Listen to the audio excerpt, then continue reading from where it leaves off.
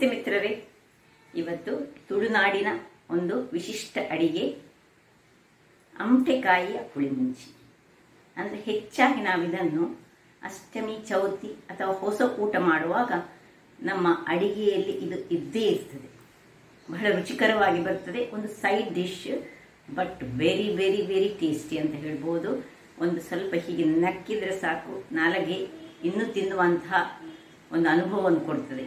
ಹಾಗಿರುವಾಗ ಇವತ್ತು ನಾನು ಮಾಡುವಂತಹ ಈ ಅಮಟೆಕಾಯಿಯ ಪುಳಿಮುಂಚಿಯನ್ನು ಹೇಗೆ ಮಾಡುವುದು ಅಂತ ನೋಡುವ ಮೊದಲು, ಯಾರೆಲ್ಲ ನನ್ನ ಚಾನಲನ್ನು ನೋಡ್ತಿದ್ದೀರಿ, ಯಾರೆಲ್ಲ ಇನ್ನೂ ಸಬ್ಸ್ಕ್ರೈಬ್ ಮಾಡಿಲ್ಲ, ದಯವಿಟ್ಟು ಸಬ್ಸ್ಕ್ರೈಬ್ ಮಾಡಿ ಸಪೋರ್ಟ್ ಮಾಡಿ ಅಂತ ಹೇಳುತ್ತಾ ಬನ್ನಿ ಈ ರುಚಿಕರವಾದ ಒಂದು ರೆಸಿಪಿಯನ್ನು ಹೇಗೆ ಮಾಡುವುದು ಎಂದು ನೋಡೋಣ.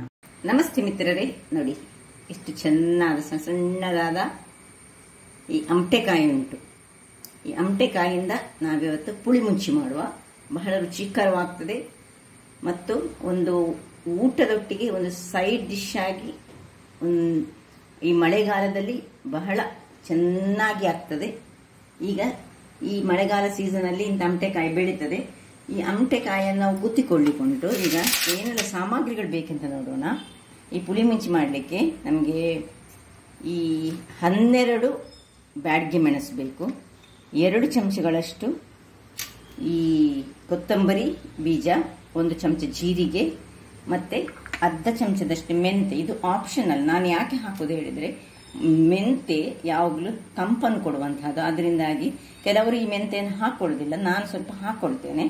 ಅದು ನಿಮಗೆ ಬಿಟ್ಟದ್ದು, ಬೇಕಿದ್ರೆ ಹಾಕ್ಕೊಳ್ಬೋದು. ಮತ್ತು ಒಗ್ಗರಣೆಗೆ ನಮಗೆ ಸಾಸಿವೆ ಮತ್ತು ಈ ಬೆಳ್ಳುಳ್ಳಿ ಬೇಕಾಗ್ತದೆ, ಹಳದಿ ಬೇಕು, ಮತ್ತು ಉಪ್ಪು, ತೆಂಗಿನ ಎಣ್ಣೆ. ಇಲ್ಲಿ ಸ್ವೀಟಿಗೆ ಬೆಲ್ಲ, ಸ್ವೀಟ್ ಸ್ವಲ್ಪ ಹೆಚ್ಚು ಸ್ವೀಟ್ ಬೇಕಿದ್ರೆ ನಿಮಗೆ. ಇದು ಸ್ವೀಟ್ ಆದ ಪುಳಿಮುಂಚಿ, ಅಂದರೆ ಇದು ಹುಳಿ ಇರ್ತದೆ ಅಮಟೆಕಾಯಿ, ಅದರೊಟ್ಟಿಗೆ ಮೆಣಸು ಮತ್ತು ಸಿಹಿ ಸೇರಿ ಮಾಡುವಂತಹ ಒಂದು ರುಚಿಕರವಾದ ಪದಾರ್ಥ. ಹಾಗಾದರೆ ಮೊದಲಿಗೆ ಇದನ್ನು ಒಂದೊಂದಾಗಿ ನಾವು ಹೀಗೆ ಗುದ್ದಿಕೊಳ್ಳೋಣ. ಗುದ್ದಿದ್ರೆ ಇದು ಚೆನ್ನಾಗಿ ಆಗ್ತದೆ. ನೋಡಿ, ಹೀಗೆ ಒಳ್ಳೆ ಗುದ್ದಿಕೊಳ್ಬೇಕು, ಸರಿಯಾಗಿ ಗುದ್ದಿಕೊಳ್ಬೇಕು. ಕಡಿಯುವ ಕಲ್ಲಿದ್ರೆ ಗುದ್ದಿಕೊಳ್ಳಿಕ್ಕೆ ಬಹಳ ಈಸಿ. ಎಲ್ಲವನ್ನು ನಾನು ಇದೇ ರೀತಿ ಗುದ್ದಿಕೊಂಡು ತೋರಿಸ್ತೇನೆ ನಿಮಗೆ. ನೋಡಿ, ಎಲ್ಲ ಗುದ್ದಿಕೊಂಡಾಯ್ತು. ಕೆಲವರಲ್ಲಿ ಒಳ್ಳೆ ಬೆಳೆದಿದೆ ನೋಡಿ, ಅಂಥದನ್ನು ಕರೆಕ್ಟಾಗಿ ಗುದ್ದಿಕೊಳ್ಬೇಕು. ಕೆಲವರು ತುಂಬ ಎಳಾತು ನೋಡಿ, ಹೀಗೆ ಮಾಡುವಾಗಲೇ ಓಪನ್ ಆಗಿದೆ. ಬೆಳೆದದನ್ನು ಒಳ್ಳೆ ಗುದ್ದಿಕೊಳ್ಬೇಕು. ಈಗ ಇದನ್ನೊಂದು ಕಡಾಯಿಗೆ ಹಾಕೊಳ್ಳೋಣ. ಹಾಕ್ಕೊಂಡು ಅದಕ್ಕೆ ಸ್ವಲ್ಪ ನೀರು, ಬೇಯುವಷ್ಟು ನೀರನ್ನು ಹಾಕೊಳ್ಳೋಣ. ಇನ್ನು ಒಲೆಯನ್ನು ಉರಿಸ್ಕೊಂಡು ಅದರಲ್ಲಿ ಒಂದು ಕರಿಬೇವು. ನಾನು ನೀರುಳ್ಳಿ ಹಾಕುದಿಲ್ಲ, ಕೆಲವರು ನೀರುಳ್ಳಿ ಸಹ ಹಾಕ್ತಾರೆ. ನೀರುಳ್ಳಿ ಹಾಕಿದ್ರೆ ನಾವು ತುಂಬ ದಿವಸ ಇಡ್ಲಿಕ್ಕೆ ಆಗುದಿಲ್ಲ, ಅದಕ್ಕೋಸ್ಕರ ಇದು ಅವತ್ತವತ್ತೇ ಖಾಲಿ ಮಾಡೋದಾದ್ರೆ ನೀರುಳ್ಳಿಯನ್ನು ಸಹ ಹಾಕೊಂಡು ಬೇಯಿಸ್ಕೊಳ್ಬೋದು. ಈಗ ನಾನು ಕೇವಲ ಈ ಅಮಟೆಕಾಯಿ ಪ್ಲಸ್ ಇದನ್ನು ಹಾಕೊಂಡು ಇದನ್ನು ಬೇಯಿಸ್ಕೊಳ್ಳಿಕ್ಕೆ ಇಡ್ತೇನೆ. ವೀಕ್ಷಕರೇ, ಇದಿಲ್ಲಿ ಬೇಯ್ತಾ ಇರಲಿ. ಇಷ್ಟಾಗುವಾಗ ಇಲ್ಲಿ ನೋಡಿ, ನಾನೊಂದು ಬಾಣಲೆಯನ್ನು ಇಟ್ಕೊಂಡಿದ್ದೇನೆ. ಬಾಣಲೆಗೆ ಅದು ಬಿಸಿಯಾಗುವಾಗ 1 ಚಮಚ ತೆಂಗಿನ ಎಣ್ಣೆಯನ್ನು ಹಾಕೊಳ್ತಿದ್ದೇನೆ. 1 ಚಮಚ ತೆಂಗಿನ ಎಣ್ಣೆಯಲ್ಲಿ 1 ಎಳೆಯಷ್ಟು ಕರಿಬೇವನ್ನು ಹಾಕೊಳ್ತಿದ್ದೇನೆ. ಕರಿಬೇವು ಚೂರು ಫ್ರೈ ಆಗುವಾಗ ಈ 12 ಮೆಣಸನ್ನು ಸಹ ಹಾಕೊಳ್ತಿದ್ದೇನೆ.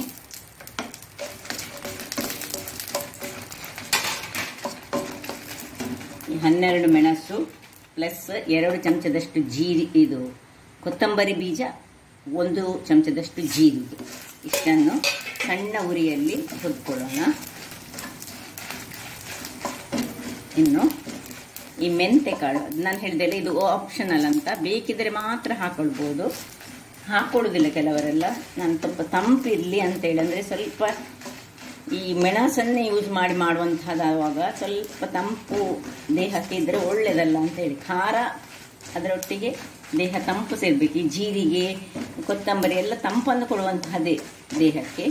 ನೋಡಿ, ಇಷ್ಟು ಫ್ರೈ ಆಗುವಾಗ ಇದನ್ನೀಗ ನಾವು ಆಫ್ ಮಾಡ್ಕೊಳ್ಳೋಣ. ನೋಡಿ, ಒಳ್ಳೆ ಇದು ಉಬ್ಬಿ ಬಂತು. ಯಾವುದು ನಮ್ಮ ಮೆಣಸುಗಳು ಉಬ್ಬಿ ಬರುವಾಗ ಆಫ್ ಮಾಡಿಕೊಂಡು ನಾವು ತಣ್ಣಗಾಗಲಿಕ್ಕೆ ಬಿಡೋಣ.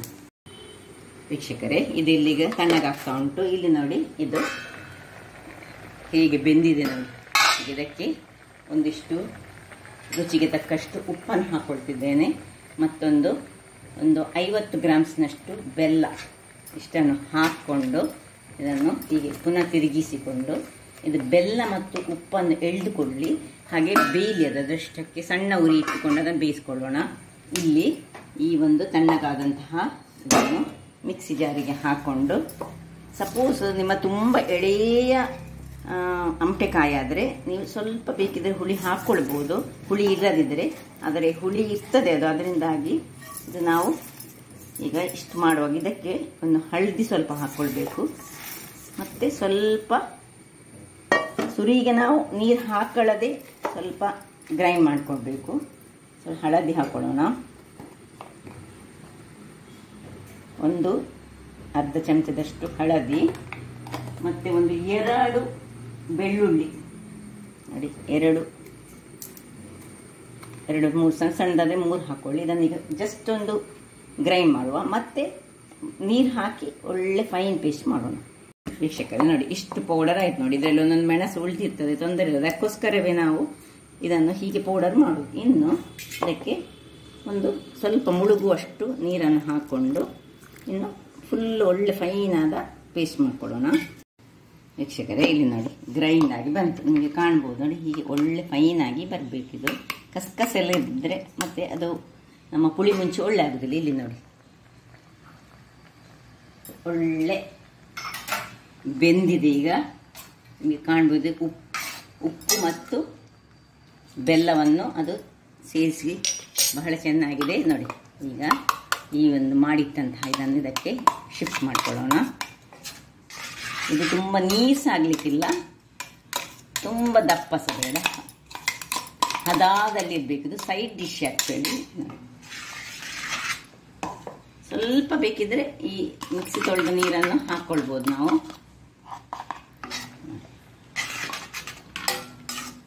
ಹೇಗೆ ಚೆನ್ನಾಗಿ ಬಂತು ನೋಡಿ. ಇನ್ನು ಈಗ ದೊಡ್ಡ ಉರಿ ಮಾಡಿಕೊಂಡು ಒಳ್ಳೆ ಕುದಿಲಿಕ್ಕೆ ಬಿಡುವ. ಇದರ ಮೊದಲು ಸ್ವಲ್ಪ ನೋಡಿ ಇದಕ್ಕೆ ನೀರು ಹಾಕ್ಕೊಳ್ತಿದ್ದೆ ನಾನು. ಇದಕ್ಕೆ ನೀರು ಹಾಕಿ ಇದನ್ನು ಚೆನ್ನಾಗಿ ಸ್ವಲ್ಪ ನೀರನ್ನು ಹಾಕ್ಕೊಳ್ತಿದ್ದೇನೆ. ಮತ್ತು ಒಳ್ಳೆ ಕುದಿಲಿ, ಇದು ಚೆನ್ನಾಗಿ ಕುದಿಬೇಕು. ಕುದ್ದ ಮೇಲೆ ಇನ್ನು ಏನು ಕೆಲಸ ಹೇಳ್ತದೆ, ಒಂದು ಬಹಳ ಚೆನ್ನಾದ ಒಂದು ಒಗ್ಗರಣೆ ಉಂಟು ಕೊಡಲಿಕ್ಕೆ.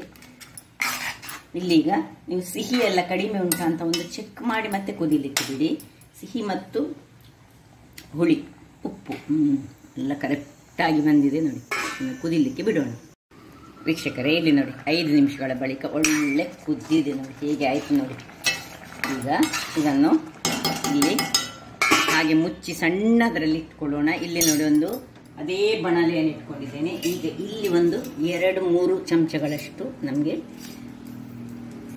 ಒಗ್ಗರಣೆಗೆ ಸ್ವಲ್ಪ ತೆಂಗಿನ ಎಣ್ಣೆ ಹಾಕಿದರೆ ಒಳ್ಳೆಯದು. ಯಾಕಂದರೆ ಇದು ಖಾರ ಅಲ್ಲ, ಅದರಿಂದಾಗಿ ಇಲ್ಲಿ ಈ ಬೆಳ್ಳುಳ್ಳಿಯನ್ನು ನೋಡಿ, ಒಂದು ಸಣ್ಣ ಸಣ್ಣ ಬೆಳ್ಳುಳ್ಳಿ, ಒಂದು 5-6 ಬೆಳ್ಳುಳ್ಳಿ ಇದ್ದರೆ ಬಹಳ ಒಳ್ಳೆಯದು. ಇದನ್ನು ಇದಕ್ಕೆ ಹಾಕೊಳ್ಳೋಣ. ಸ್ವಲ್ಪ ಬೆಳ್ಳುಳ್ಳಿ ಒಳ್ಳೆ ಫ್ರೈ ಆಗಬೇಕು. ಇದರಲ್ಲಿ ಬೆಳ್ಳುಳ್ಳಿ ಫ್ರೈ ಆಗುವಾಗ ನಾವು ಒಂದು ಕರಿ ಬೇವಿನ ಸೊಪ್ಪು, ಇನ್ನು ಸಾಸಿವೆ, ಒಂದು ಪರಿಮಳ. ಈ 2 ಬೆಳ್ಳುಳ್ಳಿ ಮತ್ತು ಸಾಸಿವೆ ಒಟ್ಟಿಗೆ ಸೇರುವಾಗ ಪರಿಮಳ ಏನು ಸೊಗಸಾಗಿರ್ತದೆ ನೋಡಿ. ಸಾಸಿವೆ ಒಡೆಯುವಾಗ ಈ ಕೊತ್ತಂಬರಿ ಸೊಪ್ಪಿನ ದಂಟು ಮತ್ತು ಸ್ವಲ್ಪ ಕೊತ್ತಂಬರಿ ಸೊಪ್ಪನ್ನು ಸಹ ಸೇರಿಸ್ಕೊಟ್ಟಿದ್ದೇನೆ ನಾನು. ಇದೆಲ್ಲ ಆಪ್ಷನಲ್, ಬೇಕಿದ್ರೆ ಹಾಕ್ಬೋದು. ಇದರಲ್ಲಿ ಸ್ವಲ್ಪ ಅದು ಮಾಡಬೇಕು. ಆಫ್ ಮಾಡ್ಕೊಳ್ಳೋಣ. ಆಫ್ ಮಾಡಿಕೊಂಡು ಇದನ್ನು ಇಲ್ಲಿ ನೋಡಿ, ಇಲ್ಲಿ ಇದು ಆಫ್ ಮಾಡ್ಕೊಳ್ತಿದ್ದೇನೆ. ಇದನ್ನು ಸಹ ಆಫ್ ಮಾಡಿಕೊಂಡು ಇದಕ್ಕೆ ಶಿಫ್ಟ್ ಮಾಡ್ಕೊಳ್ಳೋಣ.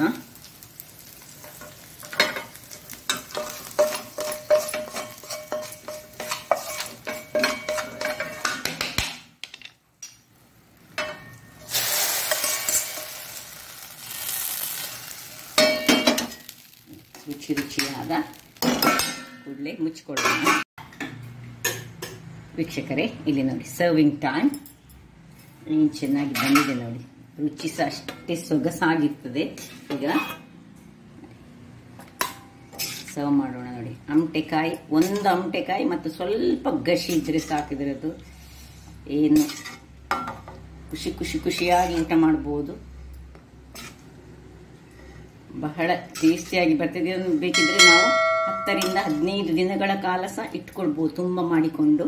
ಸೊ ನೋಡಿದ್ರಲ್ಲ ವೀಕ್ಷಕರೇ, ಒಂದು ರುಚಿಕರವಾದ ಹಾಗೂ ಆರೋಗ್ಯದಾಯಕ ಸಹ. ಅಂದರೆ ಈ ಅಮಟೆಕಾಯಲ್ಲಿ ಅನೇಕ ಆರೋಗ್ಯಕರ ಗುಣಗಳು ಇವೆ.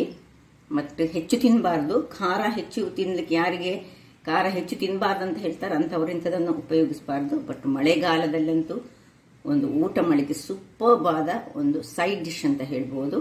ಹಾಗಾದರೆ ನನ್ನ ಕುಕಿಂಗ್ ಚಾನಲ್ ನಿಮಗೆ ಇಷ್ಟ ಆದರೆ ಬೋಳೂರು ಸುವರ್ಣ ಚಾನಲನ್ನು ಲೈಕ್ ಮಾಡಿ, ಶೇರ್ ಮಾಡಿ ಹಾಗೂ ಸಬ್ಸ್ಕ್ರೈಬ್ ಮಾಡಿ. ಹಾಗೂ ನನ್ನ ಇನ್ಸ್ಟಾಗ್ರಾಮ್ ಪೇಜನ್ನು ಫಾಲೋ ಮಾಡಿ. ಧನ್ಯವಾದ.